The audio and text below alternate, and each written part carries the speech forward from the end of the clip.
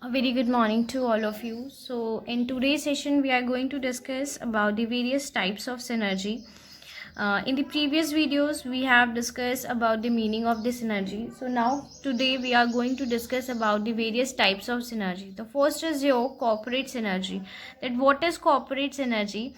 It basically refers to the financial benefit an organization achieve when merged with or in partnership with other organization. It means that basically जब कोई भी organisation कोई भी financial benefits achieve करना चाहती है दूसरी ऑर्गेनाइजेशन के साथ मर्ज करके, तो बेसिकली वो जो आपकी सिनर्जी कहलाती है उसको हम कहते हैं corporate synergy. So that type of synergy is known as a corporate synergy. Basically जब कॉर्पोरेट सेक्टर में दो ऑर्गेनाइजेशन का मर्जर होता है for the purpose of financial benefit, this is known as the corporate synergy.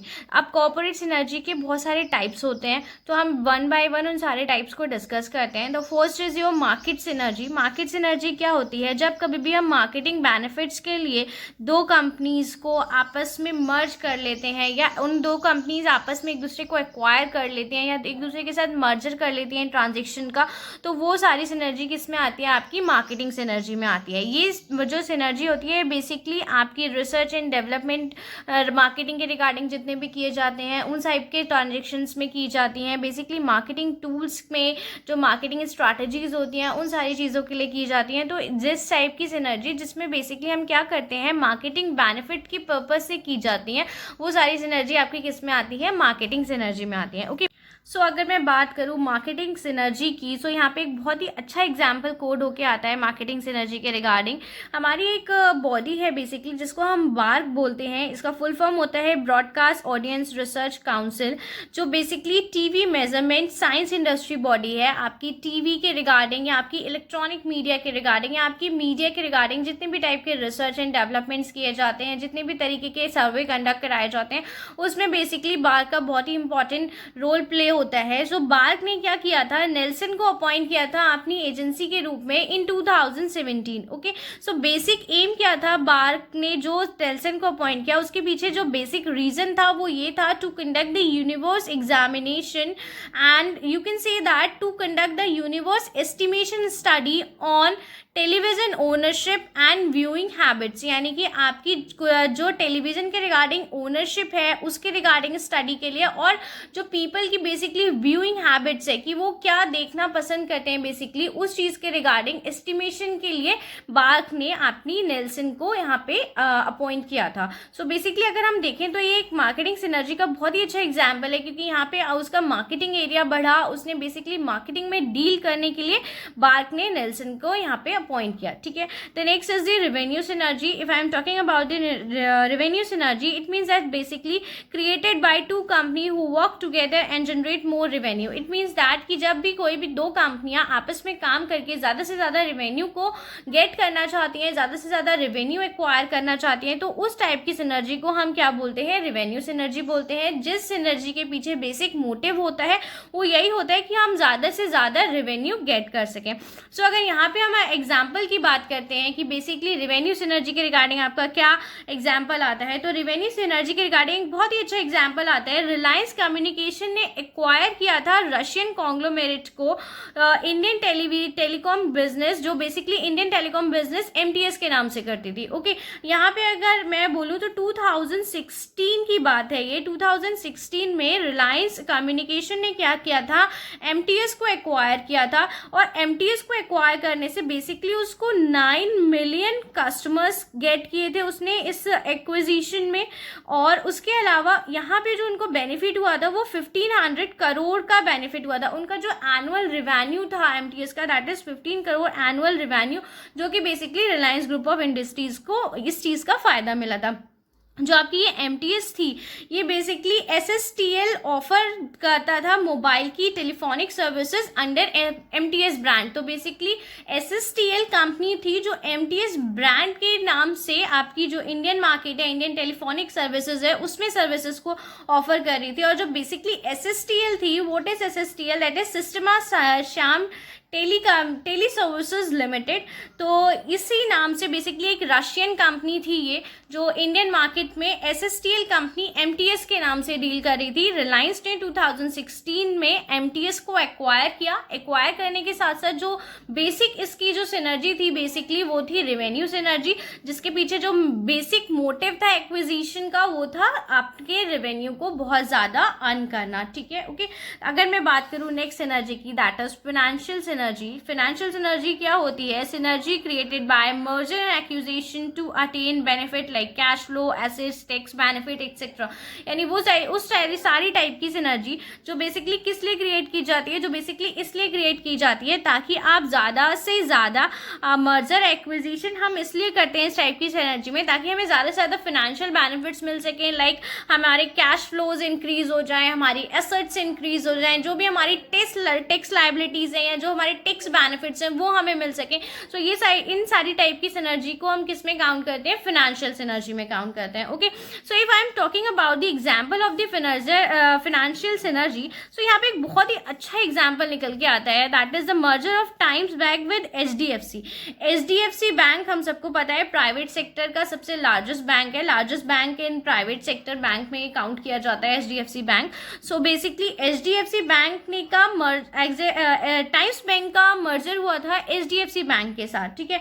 कब हुआ था? That happens in फरवरी 2000 में बेसिकली टाइम्स बैंक का मर्जर किया गया था एचडीएफसी बैंक के साथ। टाइम्स बैंक जो था वो basically Bennett Coleman and corporation company limited का था, जो basically in today's we are knowing as the Times group, okay.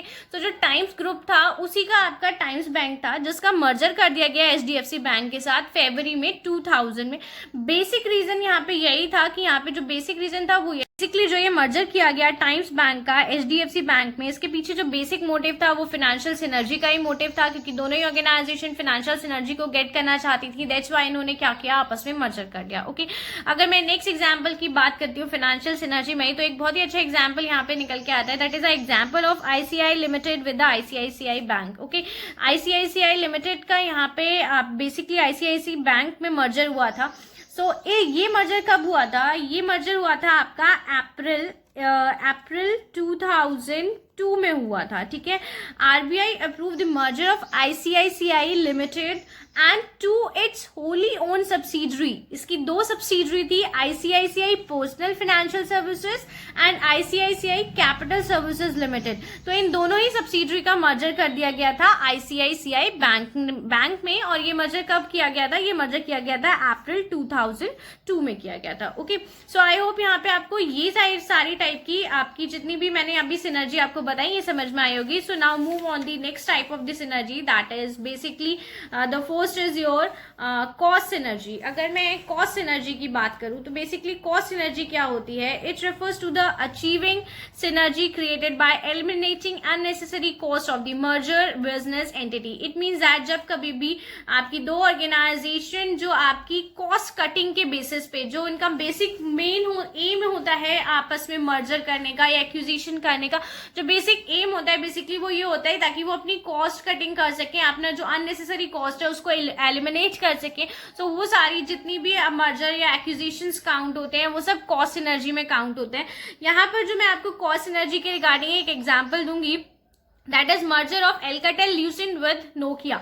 Alcatel leucine का नोकिया में मर्जर हुआ था और ये मर्जर हुआ था आपका 2016 में हुआ था, ठीक है। सो बेसिकली एल्काटेल ल्यूसिन क्या थी? ये एक आपकी French global telecommunication equipment company थी। ये बेसिकली फ्रेंच कंपनी थी जिसका मर्जर किया गया, जिसमें नोकिया के साथ मर्जर किया एंड इसमें ये मर्जर बेसिकली 2016 में हुआ। ये जो पूरा ट्रांजेक्शन हुआ था ये इसकी जो कॉस्ट थी दैट इज 16.6 बिलियन। इस चीज का पूरे बेसिकली जो आपका ये ट्रांजेक्शन हैपन किया गया, जो कॉन्ट्रैक्ट किया गया उसकी जो कॉस्ट निकल के आई वो 16.6 बिलियन थी बेसिकली।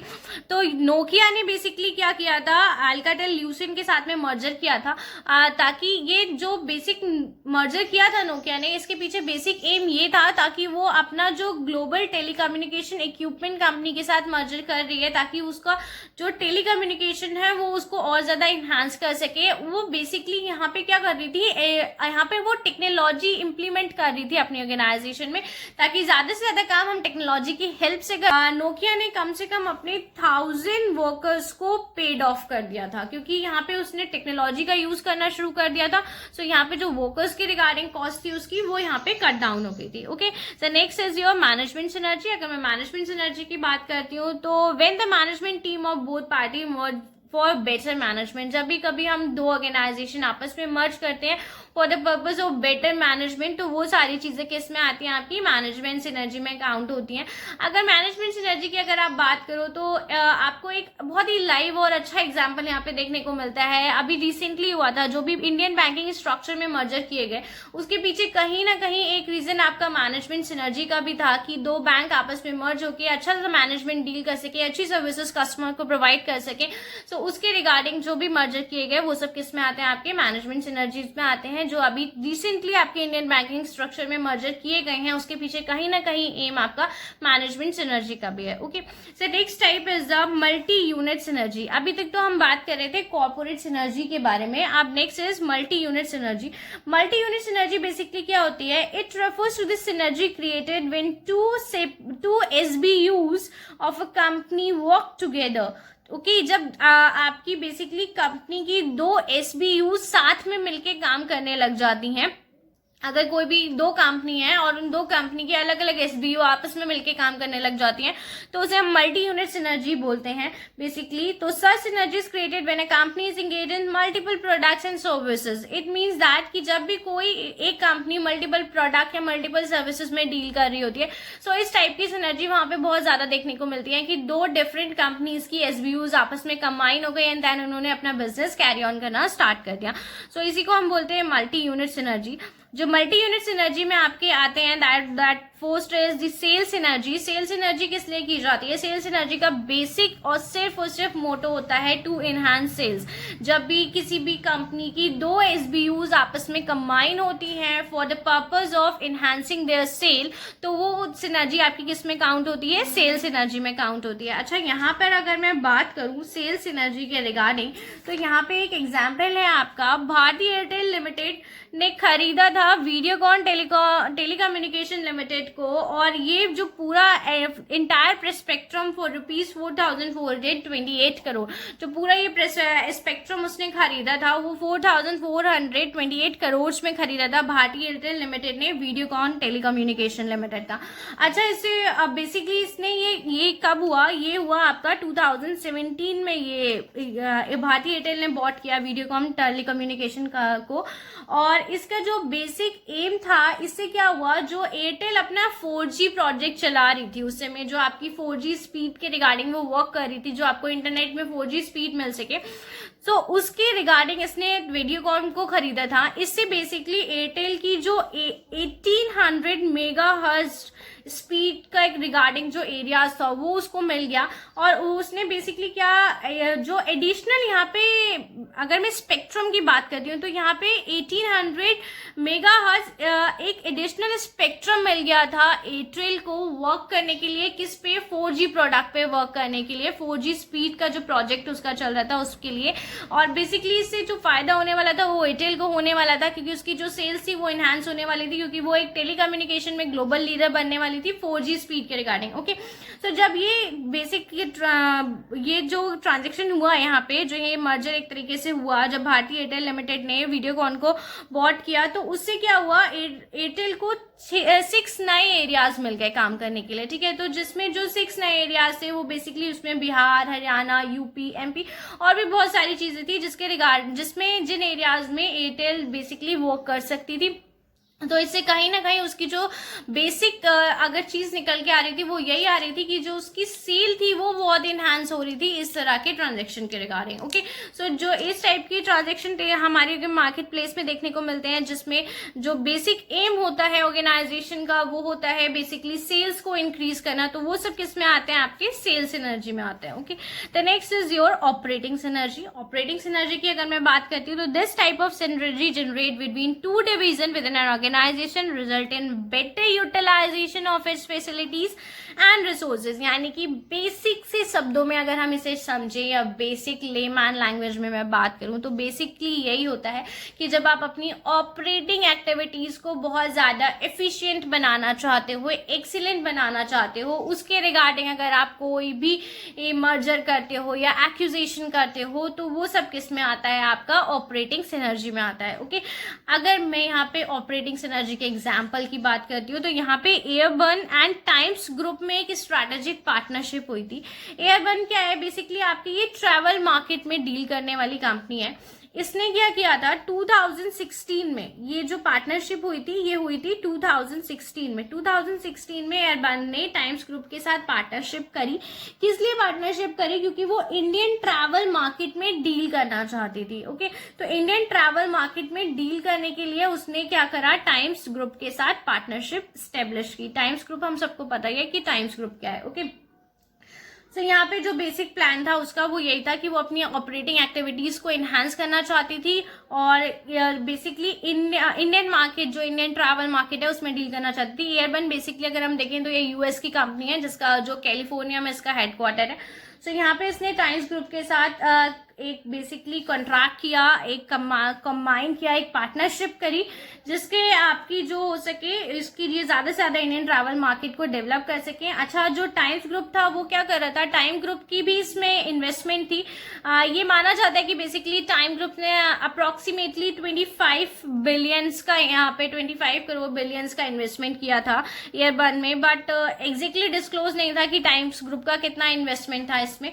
तो जो टाइम्स ग्रुप था वो बेसिकली इसके एडवर्टीजमेंट के रिगार्डिंग वर्क कर रहा था, क्योंकि वो अपने न्यूज़पेपर में इसके रिगार्डिंग आर्टिकल्स या फिर जो भी एडवर्टीजमेंट आ रहे थे उसको प्रिंट कर रहा था, ताकि जो एयरबर्न है वो अपनी ऑपरेटिंग एक्टिविटीज को और ज्यादा इनहांस कर सके किसमें, इंडियन ट्रैवल मार्केट में। ओके, तो नेक्स्ट अगर मैं बात करती हूँ तो next is your investment synergy. Investment synergy किस लिए की जाती है, that company can achieve synergy from investment by combining the allocation of the resources that can be used in common for two products and services। Basically जब हम अपनी investment को बढ़ाने के रिगार्डिंग हम कोई भी मर्जर करते हैं, एक्विजिशन करते हैं या कोई भी स्ट्रैटेजिक पार्टनरशिप करते हैं, वो सब आपकी इन्वेस्टमेंट सिनर्जी में आती हैं।